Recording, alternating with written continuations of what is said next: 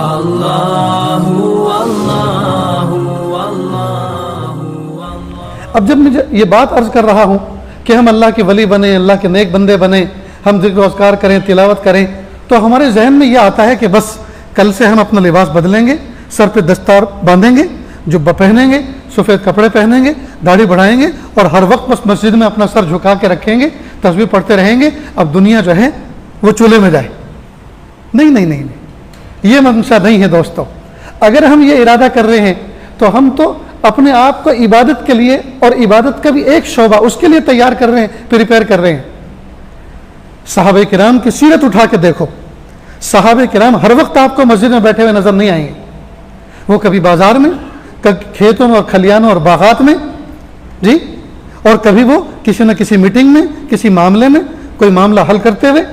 بہرحال وہ کسی نہ کسی کام میں جڑتے ہوئے نظر آئیں گے۔ سارے کے سارے ہر وقت مسجد نبی میں بیٹھے رہتے ہوں، صحابہ کرام کی تاریخ میں ایسا نہیں ملتا۔